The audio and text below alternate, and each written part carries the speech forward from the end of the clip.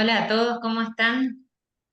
Yo soy Mariela Tomañán, soy farmacéutica egresada acá en la Facultad de Exactas de Misiones. Me dedico al ámbito hospitalario desde el 2011. Actualmente estoy en el Instituto Misionero del Cáncer. Estoy en la rama de la oncología desde el 2015. Pero bueno, esta charla surgió en un curso de la Asociación Argentina de Farmacéuticos de Hospital y despertó interés en algunos colegas que la propusieron para darla de esta forma virtual acá en el colegio. Así que encantada de poder compartir esto con ustedes. En un principio estuvo pensada para hacer solo de oncología, pero ahora lo amplié porque como lo dijo Caro, la herencia terapéutica nos implica a todos los farmacéuticos. Y bueno, pueden preguntarme en cualquier momento, si yo por ahí no me doy cuenta que están haciéndome una consulta, eh, avísame nomás, Caro, si hay alguna pregunta en el chat o lo que sea, no Dale, hay drama, paramos y continuamos después. ¿Sí? Bueno, adherencia terapéutica. Para comenzar, quería directamente hablar sobre dos casos clásicos de adherencia terapéutica. Uno es parecido a lo que nosotros vivimos normalmente, o sea, un paciente oncológico que esta señora, ¿no? A ver, tengo una forma de poner punterito. Imaginémonos a esta señora que para que llegue su medicación tuvo que pasar por un montón de eslabones en la cadena del sistema de salud, ¿sí? Para llegar a un diagnóstico tuvo que pasar por un montón de profesionales de la salud y para que llegue la medicación también, ¿no? Porque no estamos solamente en los farmacéuticos implicados, sino que en general un servicio social, eh, además del médico, obviamente prescriptor, el servicio social, el, la, el área de compras, un hospital, un montón de eslabones pasó para que llegue la medicación y esta señora viajó y se olvidó de llevar su medicación. Entonces, esa paciente, por ejemplo, sería una paciente no adherente. O esta señorita que está acá, que se olvidó de tomar sus anticonceptivos, también vendría a ser un ejemplo de una paciente no adherente. Entonces, ¿qué es la adherencia terapéutica? En un principio, en el año 79, la primera concepción que hubo era de que era el grado en el que un paciente cumple con instrucciones médicas. ¿Y qué vemos en este concepto?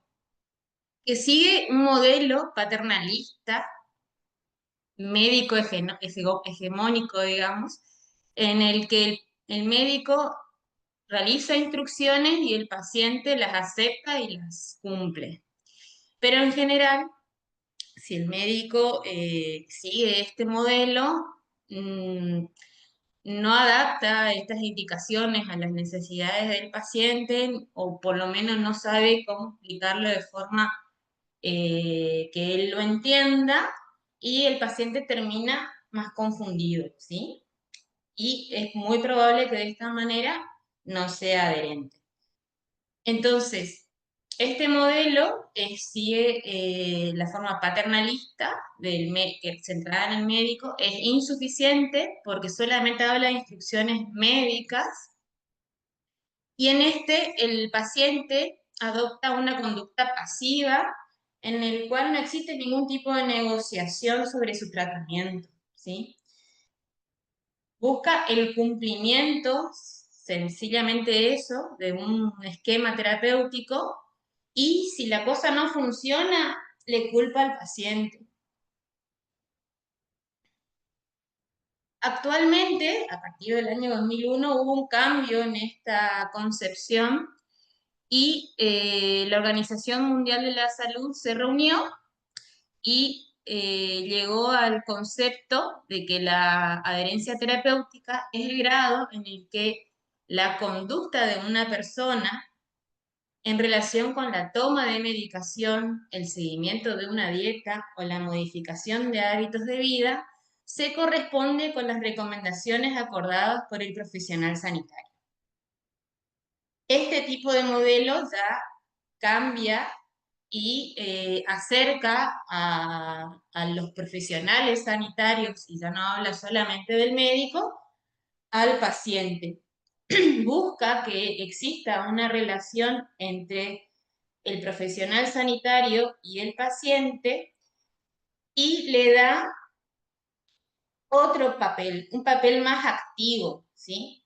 Para que él busque cambios en sus hábitos de vida, no solamente habla del medicamento, o sea, la adherencia terapéutica no es solamente en relación a la terapéutica farmacológica, sino que es más amplia, ¿sí? Ya amplía el campo y incluye hábitos de vida saludables que, como sabemos, también influyen en los resultados terapéuticos, ¿sí? No solamente es la medicación, sino que también los resultados. Y le da al paciente una actitud activa, responsable también de la toma de decisiones, eh, ya que el médico le explica, o el profesional sanitario que hace la indicación, le explica por qué le realiza la indicación, le da las herramientas para que tome decisiones, ¿sí? En oncología y en tratamientos más complicados, digamos, tenemos aparte un papelito que firman los pacientes, que es el consentimiento informado, ¿sí? Lo mismo pasa con una cirugía y demás. Para que el paciente tenga ese consentimiento de su tratamiento, tienen que entender completamente todo, ¿sí? El por qué, el para qué y el cómo, ¿sí? Entonces, se hace parte de las decisiones que se toman sobre su tratamiento.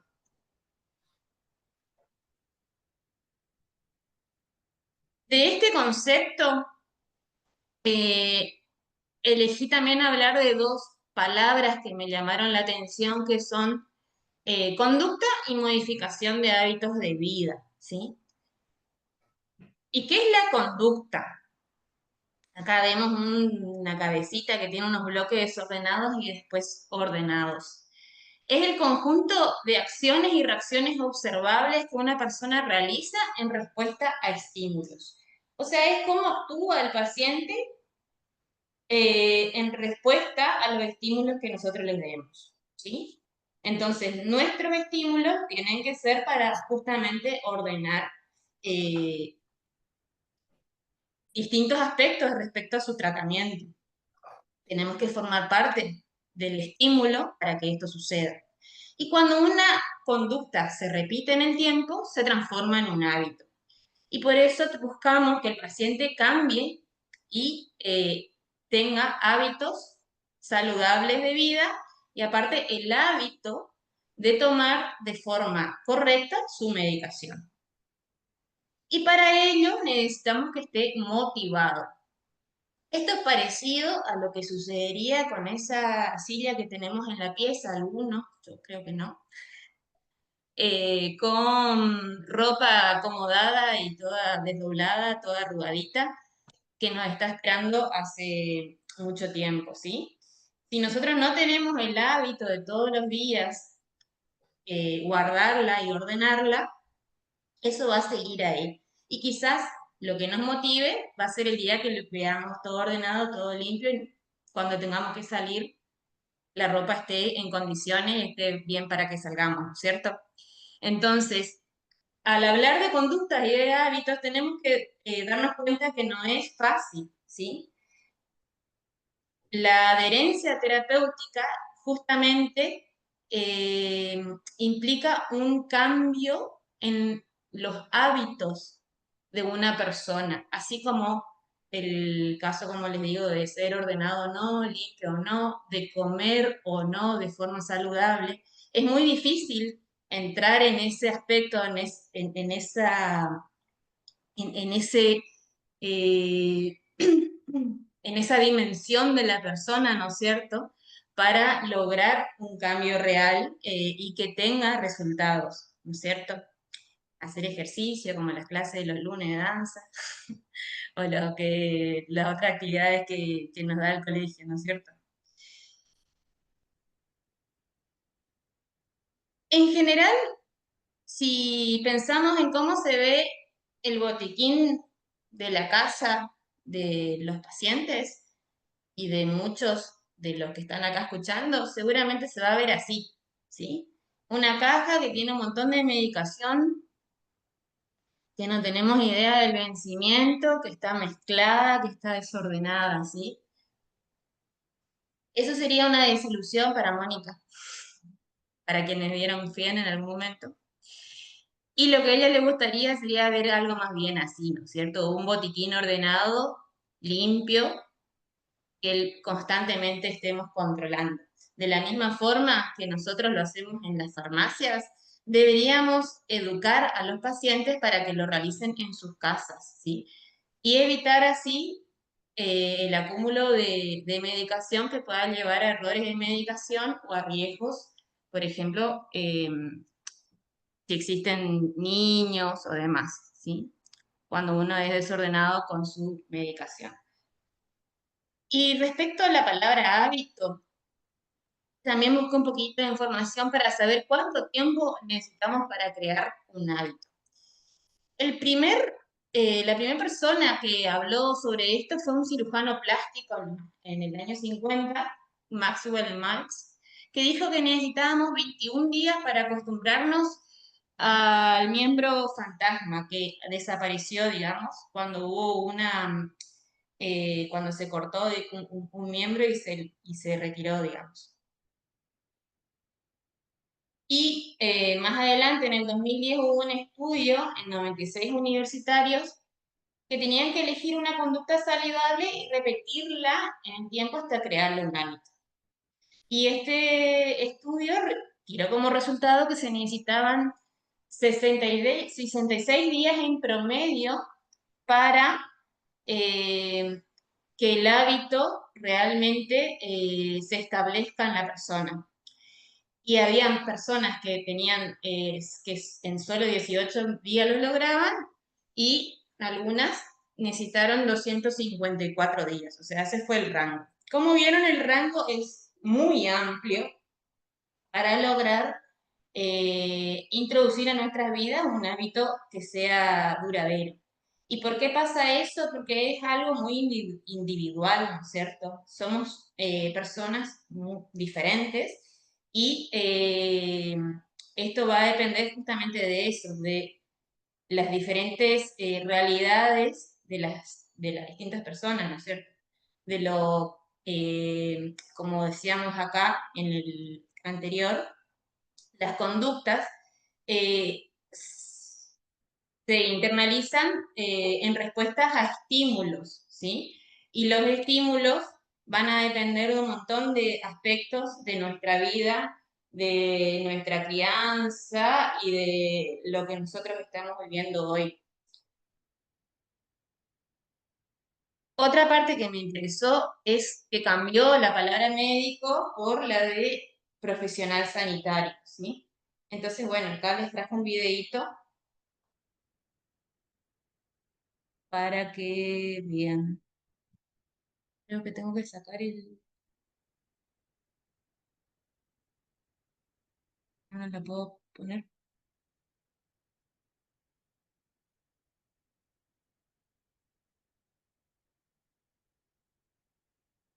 Ahí está.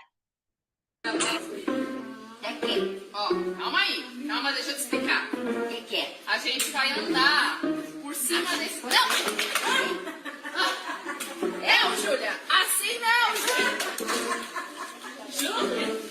Não, Júlia! Pronto. Ó, Júlia! Olha, tá brava. Júlia? Já fiz.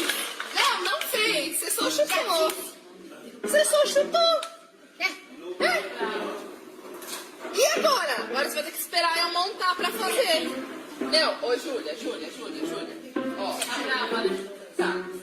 Senta aqui. Isso, fica aí.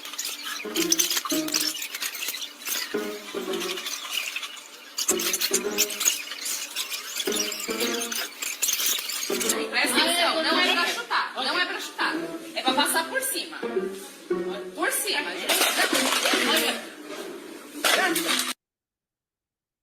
Bueno, eso era solamente para abrir un poco y darnos cuenta de que una paciente que por ahí es la que le llamamos la paciente difícil, quizás hay que ver cuál es el trasfondo, ¿no? Quizás Julia tuvo un mal día, quizás Julia está con mucho dolor, justamente está ahí para rehabilitarse.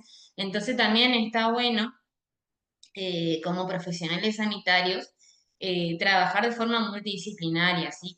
Si estamos en un hospital, quizás esta kinesióloga viene y si es conocida nuestra, va a venir y nos va a decir, mirá que se viene una complicada, pero la verdad es que a esa paciente es a la que más atención le tenemos que prestar y sí o sí el abordaje tiene que ser multidisciplinario. Eh, en comunitaria también debería hacerlo, ¿sí? Por ahí yo no tengo mucha experiencia en esto, pero considero que uno puede formar lazos con los profesionales sanitarios y quizás eh, ustedes van a comentarme al final si tienen o no esta oportunidad de formar lazos con, por ejemplo, los médicos que prescriben o el resto de los profesionales. Para lograr generar un cambio en el paciente necesitamos vincularnos con el paciente y de esta manera que ellos logren tener confianza en nosotros y confianza en su terapéutica, ¿sí? O sea, ellos tienen que confiar de que van a tener un resultado positivo para poder motivarse a ser adherente al terapéutico, a la terapia, perdón. Y nosotros debemos tener empatía, como les digo, darnos cuenta que por ahí Julia necesita un poco más de tiempo para explicarle las cosas y desde nuestra parte tenemos que eh, también concientizarnos en mejorar aspectos como por ejemplo la comunicación. ¿Sí? Nosotros no fuimos formados para ser buenos comunicadores porque no lo vimos, no tenemos habilidades blandas en nuestra formación académica.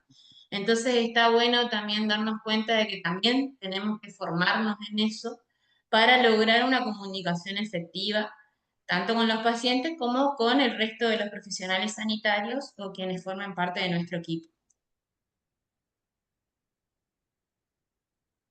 Acá les voy a hablar algunas diferencias que hay con otros conceptos. Uno es la persistencia. La persistencia tiene que ver con la duración del tratamiento desde el inicio hasta la última dosis previa a una interrupción.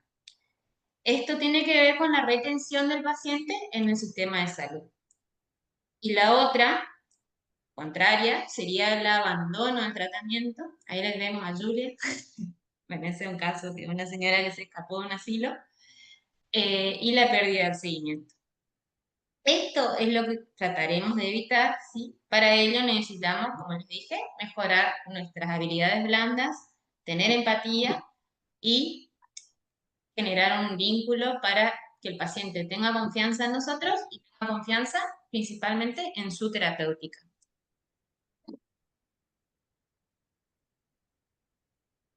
La falta de adherencia terapéutica es un problema de salud pública mundial. Esto también lo dice la Organización Mundial de la Salud. En lo que publicó en el 2001 decía que el 50% de los pacientes no cumple con su tratamiento y no es adherente, de los pacientes con enfermedades crónicas, ¿no es cierto? Y esto en los países desarrollados. Se esperan que en los países en vía de desarrollo, perdón, sea aún menor la adherencia. Es decir, de cada 2 pacientes que retiran medicación en nuestra farmacia, 1 no cumple. uno no es adherente. Y eso implica que aumenten los costos y que bajen los resultados de los tratamientos. Y no solamente si hablamos de adherencia tenemos que hablar de tratamientos crónicos, de pacientes con enfermedades crónicas, sino que también implica, por ejemplo, enfermedades infecciosas, ya que la no adherencia a tratamientos antimicrobianos genera, por ejemplo, resistencias a los antibióticos. Hubo otro aspecto muy importante de adherencia, y este es un informe que salió en marzo del 22 sobre las actitudes, barreras y prácticas en relación a la vacunación en residentes de Argentina, en el cual se observó que la adherencia era del 70% aproximadamente, o sea, teníamos una buena adherencia, pero bueno, los resultados, acá están algunos de los resultados negativos, ¿sí? ¿Cuáles eran las razones? No conozco, qué por vacuna, nunca me la indicaron, no quise dármela y demás. Era solamente para comentarles que cuando hablamos de adherencia no solamente hablamos de crónicos, sino que hablamos de todos los tipos de tratamientos, incluido la vacunación, que hoy en día sabemos que por ahí hay modas que tratan de evitarla en los niños, ¿no? Que es una población que necesita más atención. La Organización Mundial también describe 5 dimensiones que afectan a la adherencia. Es decir, que cuando uno habla de herencia no se tiene que enfocar en solo un factor o en un aspecto que cambie o no la herencia, sino que existen al mismo tiempo 5 dimensiones. La socioeconómica, las relacionadas al tratamiento, las relacionadas al paciente, relacionadas a la condición o enfermedad, o al sistema o al equipo de salud. Este HCT, voy a volver a poner el cursor. Este HCT que está acá significa equipo de salud. Acá dice Healthcare Team. ¿Sí?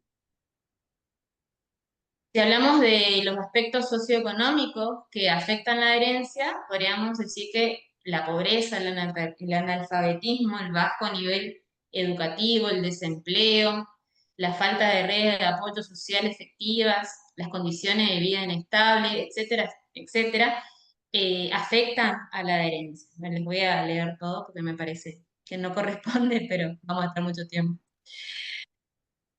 También si hablamos de los factores que están relacionados a la terapia, la complejidad del régimen, la duración del tratamiento, si el paciente tuvo fallos previos a la adherencia, la frecuencia en los cambios de tratamiento, un paciente que hizo un tratamiento, después cambió a otro, después cambió a otro y no consigue resultados, efectos secundarios, y acá, bueno, en el caso de las terapias oncológicas, los efectos secundarios muchas veces implican una disminución en la adherencia y muchas veces terminan en un abandono de tratamiento, ¿no? Los recursos en relación a los factores que dependen del paciente, eh, se puede decir que se trata de los recursos, los conocimientos, las actitudes y las creencias, las percepciones y las expectativas que tiene el paciente respecto a su tratamiento.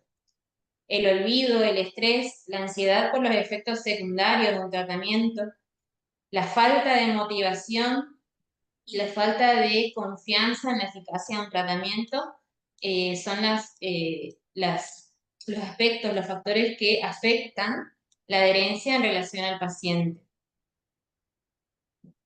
En relación a la condición o a la enfermedad, la gravedad de los síntomas, la discapacidad que puede provocar una condición, la progresión o la disponibilidad de tratamientos efectivos y las comorbilidades como la depresión o el consumo de drogas o alcohol afectan directamente la adherencia.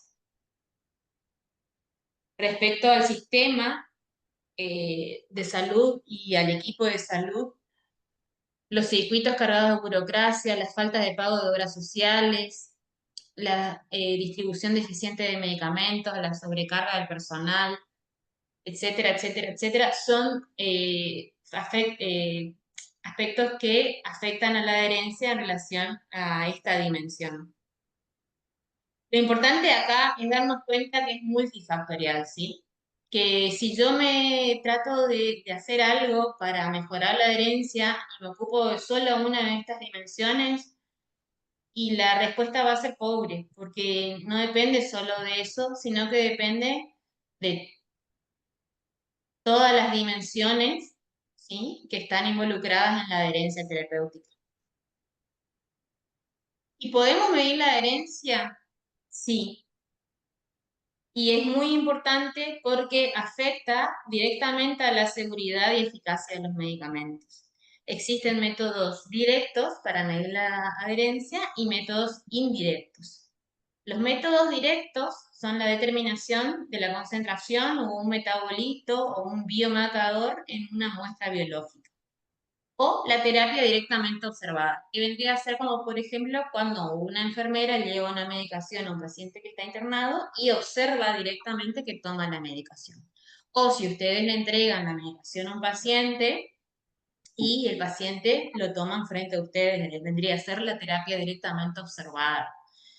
Pero estos métodos son más costosos, son difíciles de aplicar en la práctica clínica diaria y se observan, por ejemplo, cuando se hacen ensayos clínicos aleatorizados de la industria farmacéutica, ¿no es cierto? En donde hay fondos para pagar, digamos, ese costo que requiere hacer este método. Son obviamente más directos, los métodos directos son obviamente más objetivos que los métodos indirectos.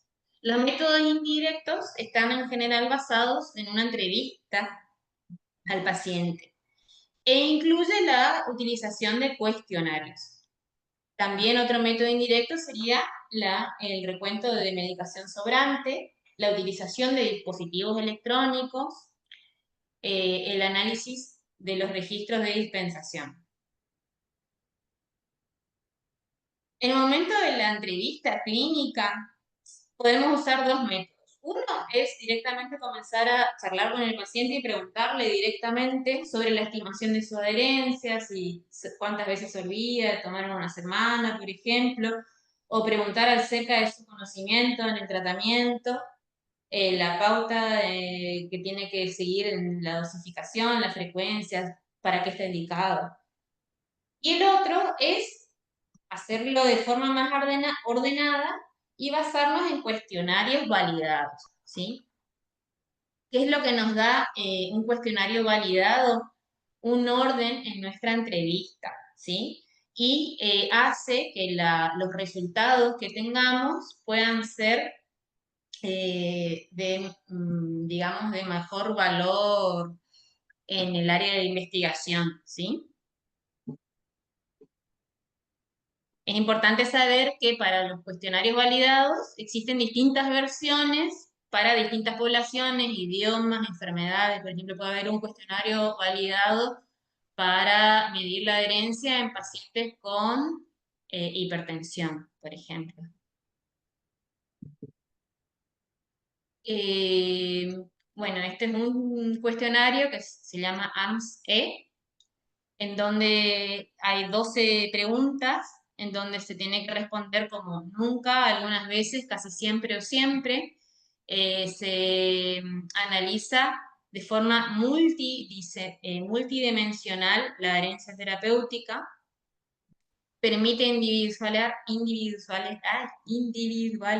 las posibles intervenciones en la función de las barreras y sigue una escala de tipo Likert, en donde a nunca le damos un valor 1 y a siempre le damos un valor 4, ¿sí? Y cuanto más baja es la puntuación, mejor es la adherencia. Se pregunta como, por ejemplo, ¿con qué frecuencia olvida tomar sus medicinas? ¿Con qué frecuencia decide no tomar sus medicinas? Ahí nos damos cuenta cuando dice medicinas que este cuestionario fue validado seguramente en España o en Centroamérica, ¿entienden?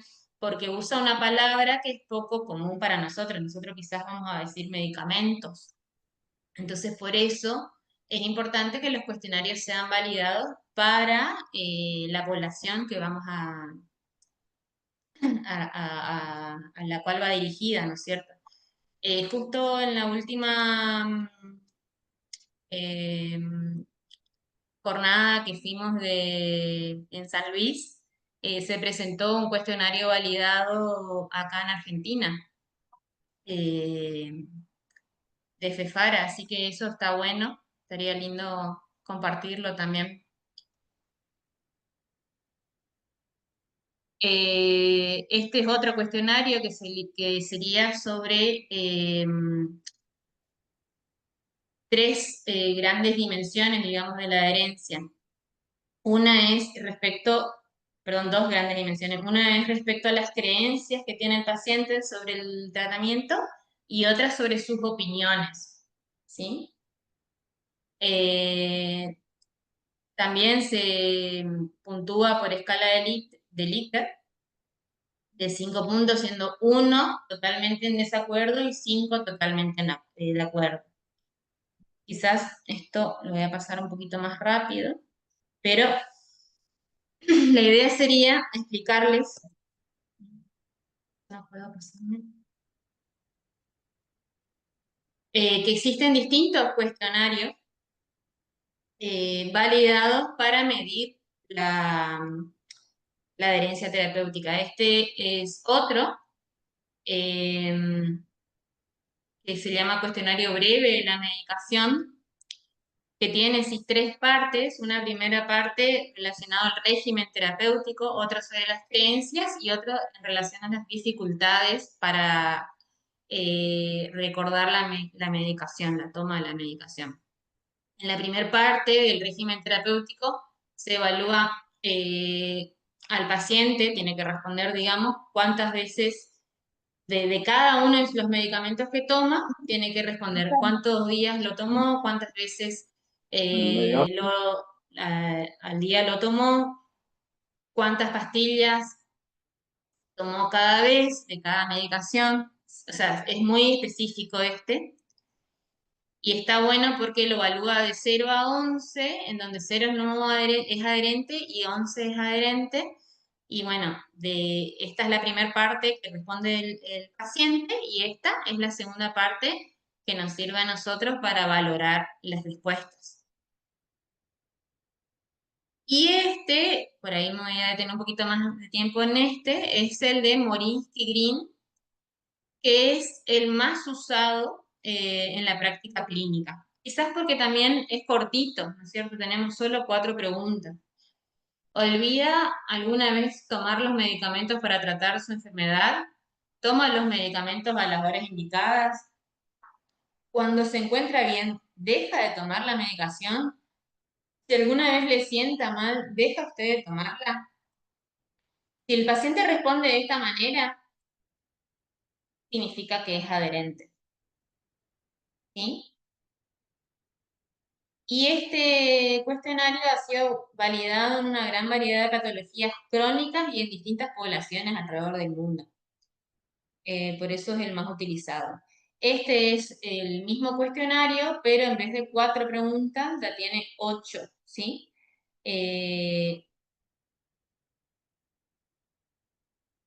Como les comenté, es el de uso más generalizado en diferentes patologías y poblaciones, por lo que son utilizados en investigación.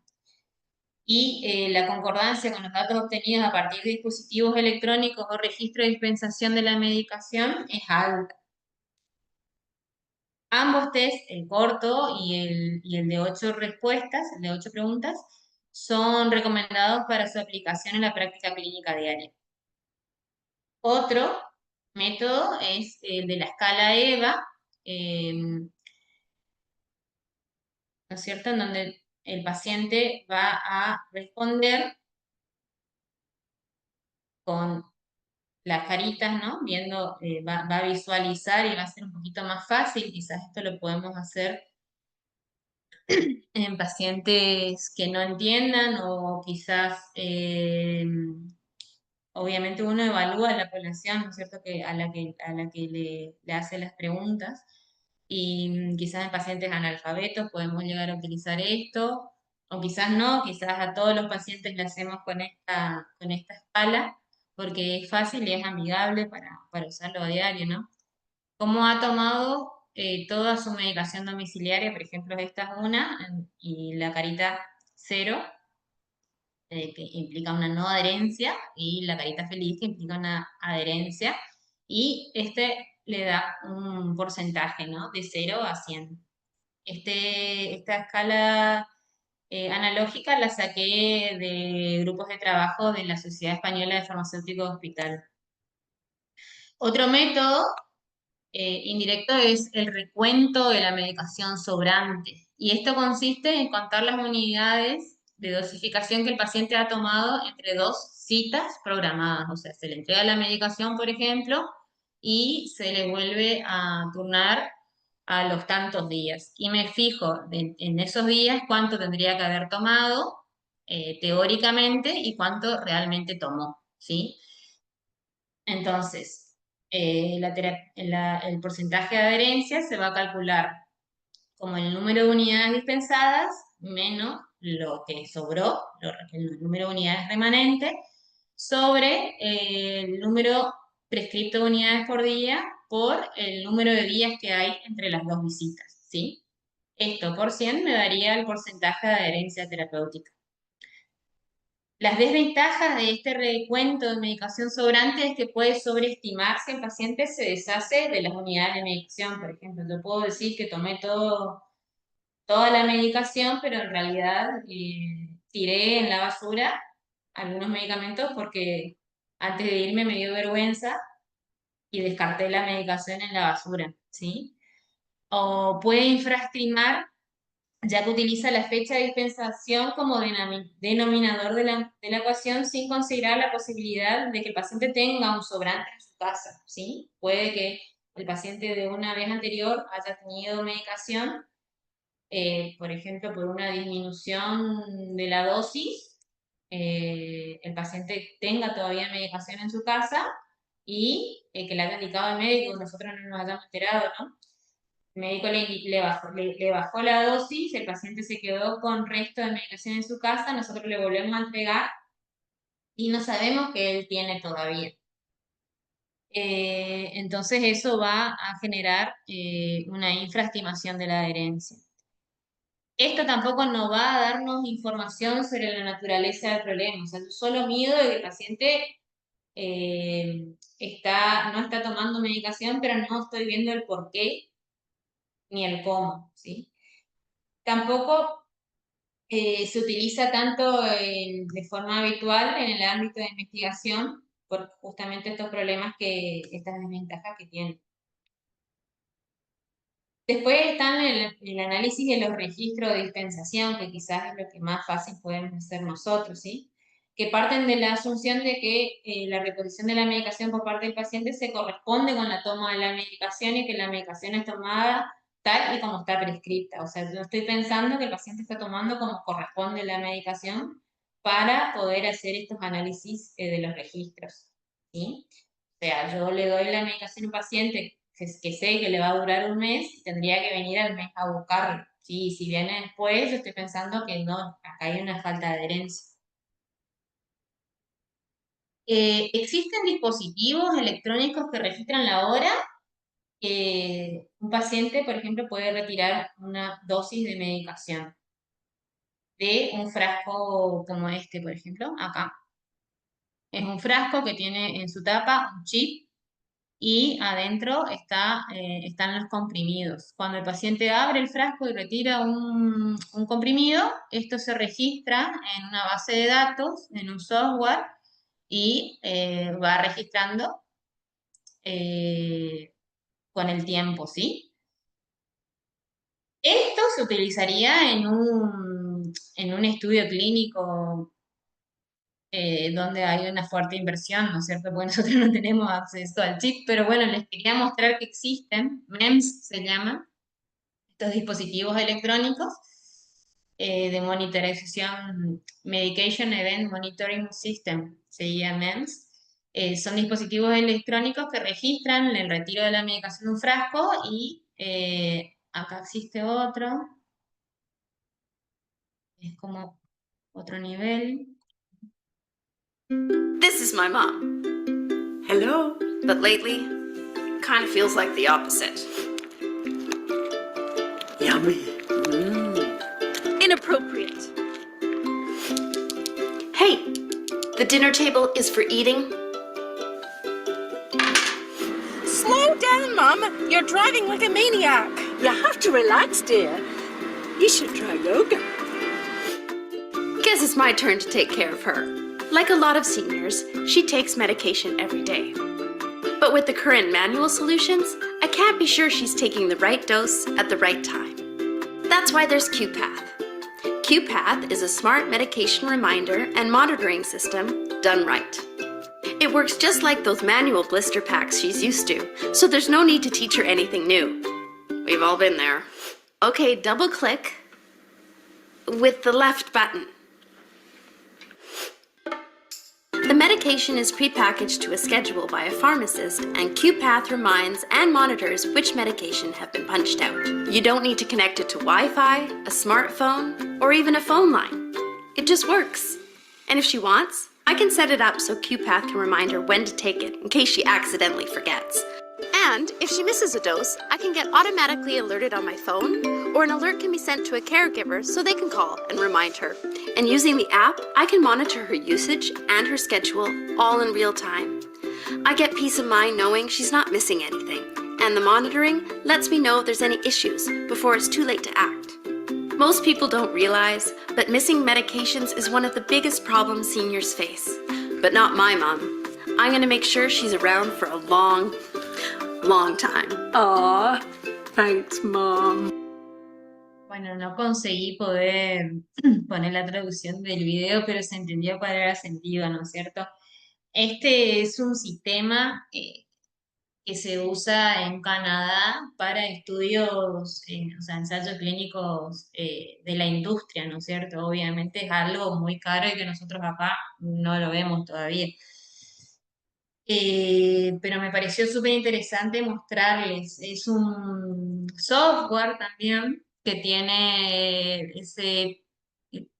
tiene forma de pastillero, entonces es familiar para la señora, para la mamá de esta chica, pero al pastillero le coloca la medicación y cargan los datos en el software un farmacéutico, la paciente, la señora, la hija lleva eso, le da a su mamá y la mamá cuando saca un comprimido de este pastillero, la información queda registrada en el software y le llega en el aplicativo que tiene en el celular y ella así controla la medicación que toma su mamá. Entonces, bueno, esto me pareció lindo mostrarles como algo que por ahí lo vamos a tener a futuro, ¿no es cierto?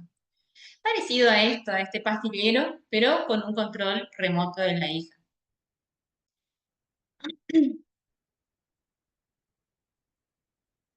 Y las estrategias que tenemos que abordar para mejorar la adherencia, como les dije anteriormente, tienen que ser multidimensionales, ¿sí?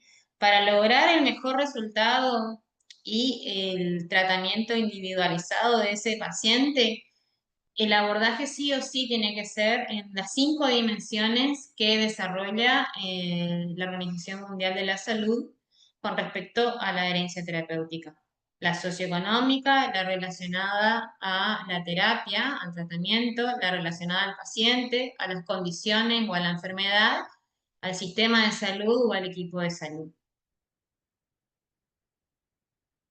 Tiene que estar también enfocado de forma integral no solo al paciente, sino también en los profesionales de la salud y por eso también es importante esta clase, porque implica que nosotros como farmacéuticos nos estemos formando en adherencia, ¿sí?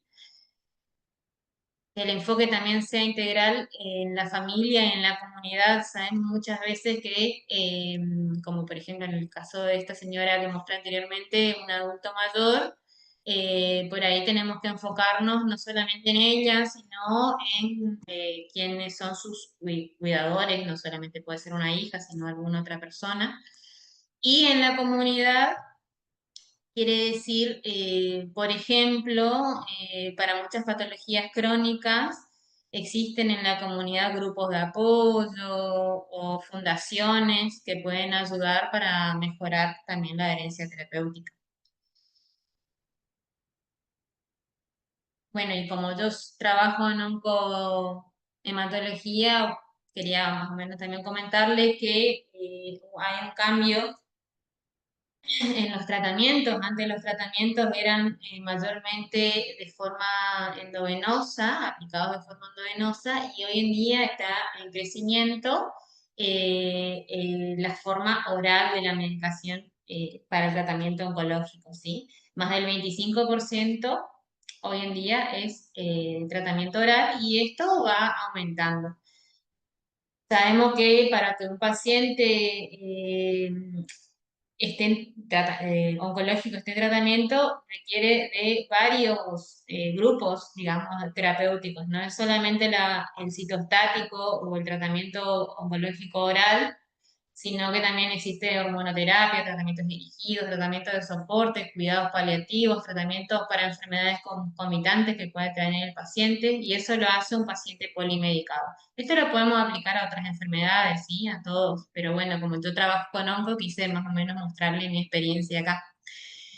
Entonces tenemos un paciente muy polimedicado que llega, que sale, digamos, de un consultorio y que además tiene que pensar en que tiene una cirugía, probablemente tiene que hacerse radioterapia, braquiterapia, y además tiene que sacarse un turno con la kinesióloga, con el nutricionista, con el psicólogo, con el servicio social, con estudios de imágenes para ir viendo el avance de su enfermedad, análisis clínicos cada tanto, funciones, turno aquí, turno allá.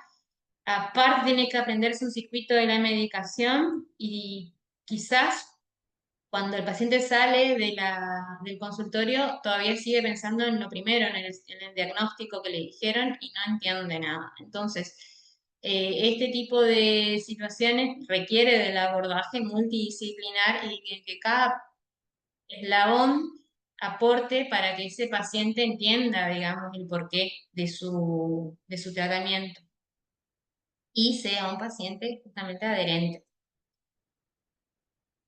¿Qué elementos como farmacéuticos podemos usar para orientar y fomentar la cultura de la adherencia? Eh, Cuando estamos frente al paciente tenemos que abordar una entrevista, buscar de alguna manera entrevistarlo. Primero, buscar obtener información del paciente, conocerlo, buscar la conciliación farmacéutica, o sea, ver qué medicación el paciente viene tomando,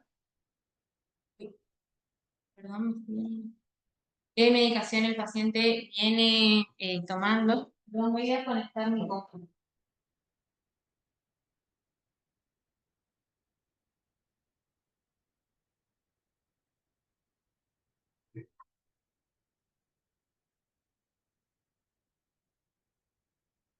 Corroborar qué medicación el paciente viene tomando y unificar, ¿no es cierto?, los criterios, ver por ahí el paciente sale de una internación, por ejemplo, y viene tomando omeprazol y ver cuál era la indicación, ver si va a continuar, si corresponde o no que continúe con esa medicación.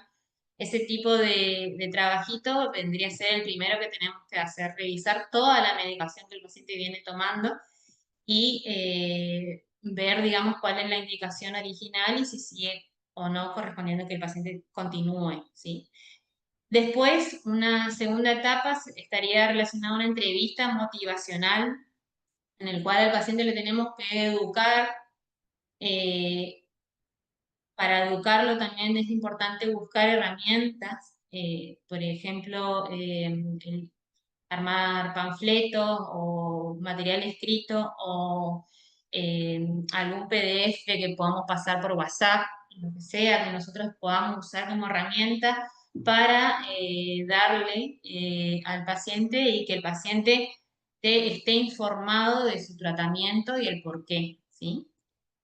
Y por último, buscar un plan farmacoterapéutico simplificado e individualizado para el paciente.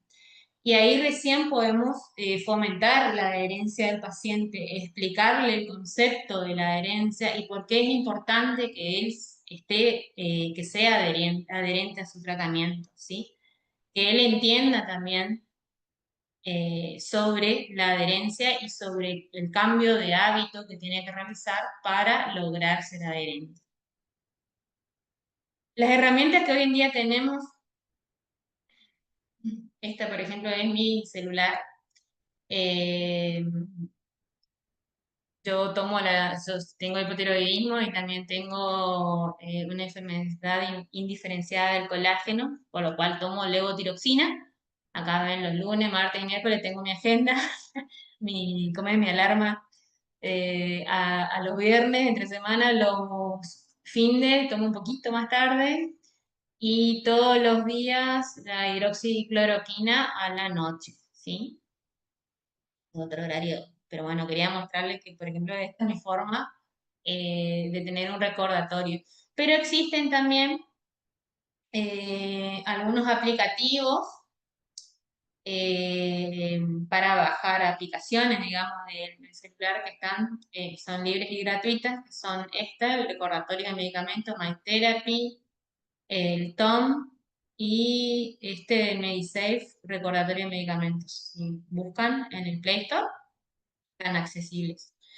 Y bueno, es importante también darle al paciente alguna forma, algún método que tenga para poder comunicarse con nosotros. Hoy en día, por ahí el más fácil y el más común es el WhatsApp, ¿sí? Tener un WhatsApp de la farmacia y darle ese numerito al paciente para que el paciente pueda preguntar cualquier duda antes de, por ejemplo, evitar tomar una medicación o suspender o retrasar el toma de un medicamento. Pero sabemos que todos estos métodos pueden llegar a fallar porque no todos los pacientes responden a las alarmas, digamos. Bueno, es otro medicamento oncológico que les muestro. Es el palbociclib de 125. Está bueno, por ejemplo, en este caso, es la foto del frasco y la foto de la cápsula, de cómo es físicamente, adjuntarle un cuadrito, algo visual para que el paciente sepa cómo debe tomarlo y adjuntarle a esto un panfletito o como le digo, un PDF que podemos mandar por WhatsApp con dibujos e información fácil de leer para el paciente. Este que está acá, este panfleto que está a la derecha, lo saqué de un trabajo que hizo un alumno que se recibió hace poquito, un farmacéutico colega, Javier. No sé si está él conectado también, pero bueno, lo saqué de un trabajito que hizo él sobre el palbociclib para los pacientes oncológicos. Y tiene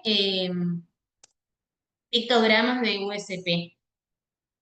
Estos dibujitos que ven acá son pictogramas y estos son dibujitos que están ya validados, sería la palabra, perdón, por la farmacopea de Estados Unidos para ser utilizados ¿cómo es? La explicación de cómo debe tomar un paciente medicación. Entonces, nos facilita el trabajo a los farmacéuticos y a otros profesionales de la salud que queremos hacer algún tipo de panfleto o de folleto para información del paciente. Bueno, por ejemplo, también es una guía para tratamiento oncológico de pacientes que tienen tratamiento con medicación que le provoque muchos vómitos. Y esta es la forma en la que nosotros le explicamos a los pacientes con un cuadrito más fácil de leer de cómo debe tomar su medicación. Existe un grupo de trabajo de la Sociedad Española de Farmacéuticos de Hospital que trabaja en adherencia y realiza este tipo de folletería. Y bueno, ¿y cuál es nuestro rol? Nuestro rol como farmacéuticos es súper amplio y tenemos que ser conscientes de que debe ser parte de nuestro trabajo. Quizás no vamos a hacerle una entrevista a todos los pacientes porque no tenemos tiempo. Quizás no lo vamos a hacer con todas las patologías, pero está bueno que sepamos qué es la adherencia terapéutica y que buscamos cómo trabajar en ella, ¿sí? Depende de nuestros de de nuestras condiciones laborales, de un montón de factores, nosotros también somos multifactoriales, pero está bueno que sepamos de ello y que empecemos a pensar en cómo podemos aportar a la herencia terapéutica, porque como vimos, uno de cada dos pacientes que retira la medicación de la farmacia no cumple con el tratamiento. Y eso implica un montón de pérdidas del sistema de salud y una pérdida grande también para el mismo paciente. Entonces, saber qué es adherencia es importante. Ver cómo podemos trabajar en ella también. Quizás con una entrevista más descontracturada al mismo paciente, quizás pesquisando cuáles son los pacientes que son más difíciles que pasan por nuestra farmacia, cuáles son los que más necesitan, cuáles son los que te das cuenta que no entienden nada. Darnos cuenta que por ahí ese paciente que pregunta todo y que parece ser el más pesado, por ahí es el más adherente, o ese familiar que pregunta todo, también lo hace porque tiene una cultura de adherencia propia, digamos, como, como les dije, que eh, se parece a quien es ordenado y limpio y tiene esos hábitos buenos de vida. Bueno, de la misma forma pasa con los medicamentos y en realidad tenemos que buscar eso. Estas son mis referencias y bueno, este es mi equipo de trabajo. El único modo de hacer un gran trabajo es amar lo que haces. Es una frase de Steve Jobs que me parece muy linda. Así que gracias y espero que les haya gustado.